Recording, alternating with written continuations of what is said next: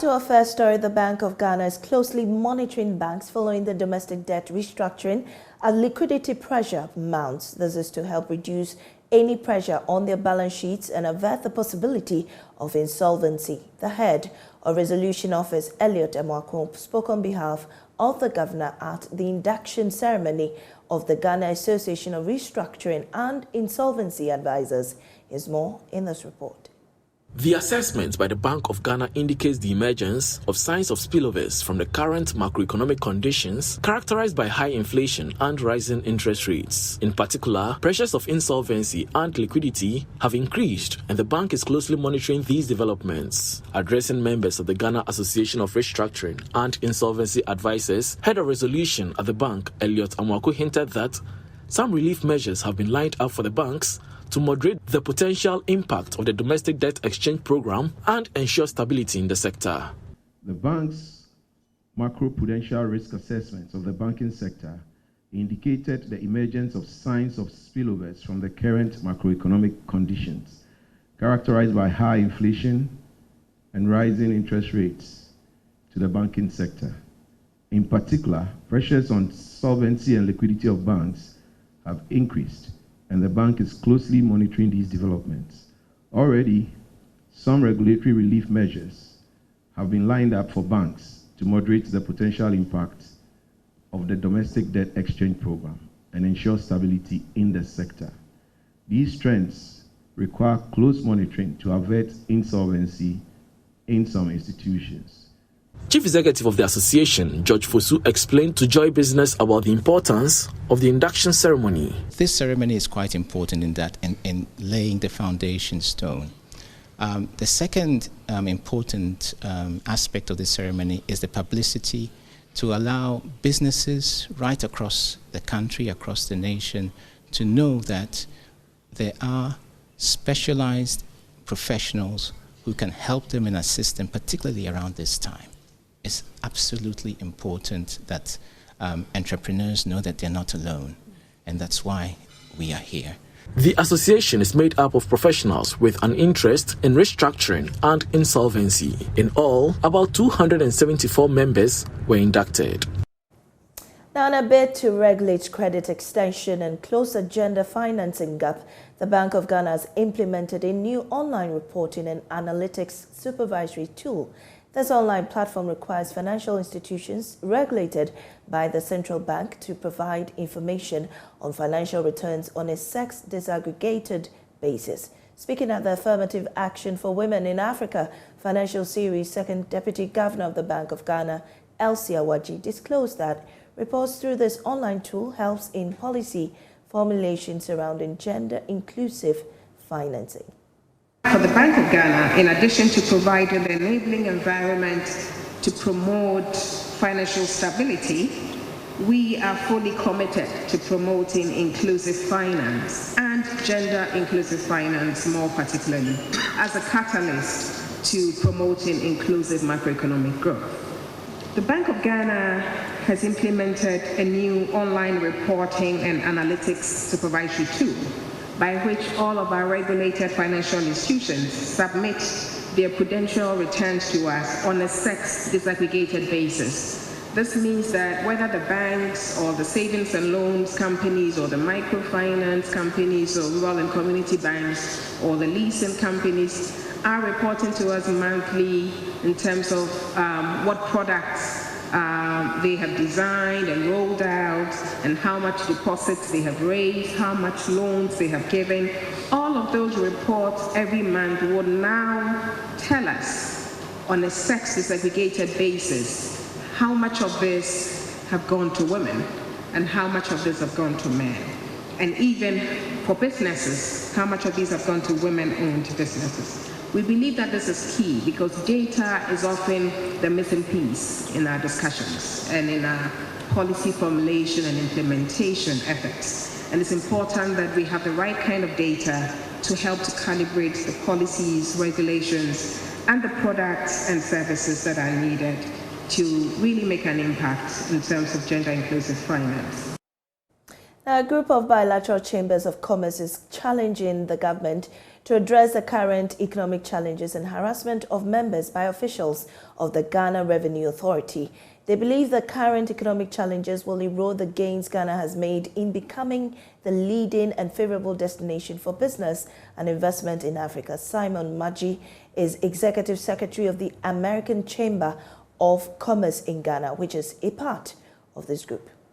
Our concern has been that we are really encouraging the GRA to really take a business, friendly approach to taxation. I mean, we concede and stand by the fact that revenue mobilization is essential to get the country out of these current economic challenges. And our members are largely in the formal sector that, they go about paying their taxes. And so the posturing, the perceived posturing and the perceived predictory nature of the GRA officials, it's really of big concern to them. Known that the GRA works with these companies for many years, and so they do understand their business models. A solid engagement on what we want is appropriate.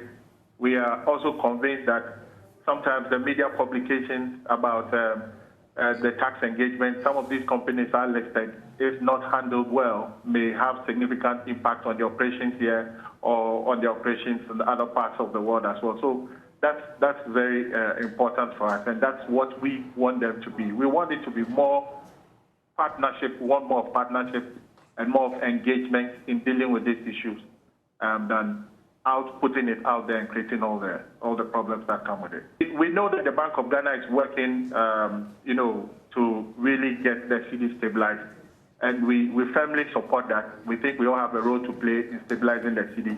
What we are, however, calling on the Bank of Ghana is to lay out the modalities for the cessation of providing forex for the import of certain critical goods into the country.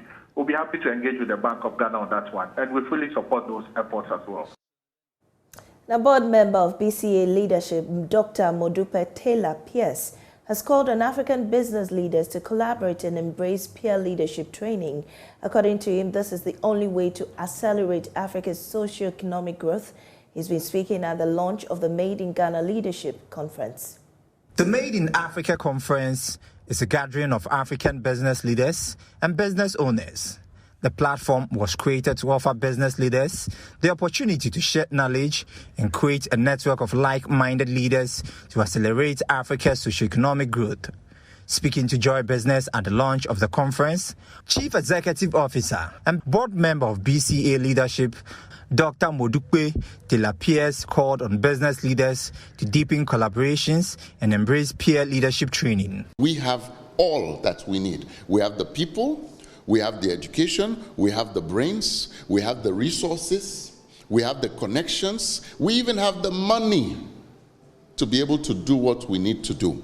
The only thing we have to do, though, is bring it together. And that requires us to think less as Akans or Gas or Ghanaians and more as Africans who can work together in order to achieve our collective and individual priorities. Chief Executive Officer for Crescendo Consult Sophia Ahiti explained that for Africa to achieve the needed level of development, accountability will be key. It takes accountability to not ring-fence resources that are entrusted into your care for your personal gains alone or for your family's needs alone. It's not for you to enrich just yourself, your friends and cronies, but that as a leader, you are accountable enough to put to use for the benefits of the masses, for the people that are in your community. Lawyer and leadership coach Samuel Eyim called on business leaders to build a strong knowledge-sharing network which will provide tailored solutions to Africa's problems. The story of Africa has been told by others, and in many ways, the story doesn't represent the totality or the truth of African story. And so we want Africans to tell our own stories. We want to listen to our achievers. We want to listen to our issues. How have they solved the issues? Those who have achieved, how did they do it? There are many fantastic businesses going on across the continent. And so MLC is bringing these together and sharing ideas. The Made in Africa Leadership Conference, which will be held in Accra, Ghana, will be under the theme, Making Africa Work for Africans, Collaborations and Partnerships. Now, the Design and Technology Institute has indicated that its Coaching on Precision Quality series for small and medium enterprises and mastercraft persons is directed at aiding them expand their operations. According to Acting Project Coordinator for the Design and Technology Institute, Edward Fayose, this is required to streamline their activities to generate more income. He spoke to Joy Business at one of its coaching series for some market women. The coaching for mastercraft persons and small and medium enterprises is a follow-up to the precision quality training, where they are introduced and taken through the precision quality model and how they can leverage on the knowledge to grow their businesses. According to Edwin Fayose, the coaching activities performed to ensure that the knowledge imparted during the precision quality training is embedded and implemented in the daily activities of mastercraft persons and small and medium enterprises. You know how busy those market women are, and for them to dedicate their time to come and witness this very colorful event shows a lot, and their preparedness to work or to actually learn. They are here to actually witness what precision quality really entails. And because of their informal nature, we decided that, you know what, these strategies, we needed to find out strategies how the message could actually get to them. And then we decided at DTI to use a drama series we call drama edutainment. Now, these actors on stage are able to demonstrate what precision quality actually means. And we believe that through this drama aspects, these artisans could actually get the message we are trying to send across. And on the ground, the benefits are enormous. When you go to even their workplaces, the way they coordinate themselves, customer management, and all that. I mean, there are a lot of impacts that could show that they've received over 50 times the customers they initially used to have, which shows that precision quality is here to stay. Greater Accra President for the Market Women Association, Mercy Jan, urged other market women to take advantage of the initiative. Presently, things are going on very well for us. Although we are in the informal sector, we have to do things adequately. Not that you say this is American things of rice and you put paper on the thing, you add small rice on top. When somebody will say, I'll buy tomatoes, you put rotten ones downstairs and put good ones on top. You have to be fair and sincere to our customers. Because if I send the tomatoes home and I remove it and I send that half rotten, half good, next time I will come to you again. And there are some people who will even come and confront you for selling something which is something there. So now I think decision quality have really helped us, and we are very proud of them. We are happy they are with us. The Design and Technology Institute is leading the delivery of precision quality training that promises to transform the TVET sector in Ghana and across the African continent. Now, patronize locally made apparels to boost the fashion industry. That's an appeal from entrepreneur and popular movie actor John Dumelo. He says the apparel production industry has the potential to grow and contribute to socio-economic development. He spoke to Joy Business at the official opening of Wilnop Fashion House here in Accra. According to entrepreneur John Dumelo, who is brand ambassador of Wilnop Fashion House, the textile and clothing industry is becoming an increasingly important part of the economy of most African countries. He says Ghanaians should project made-in-Ghana apparels in order to attract foreign direct investments for the country.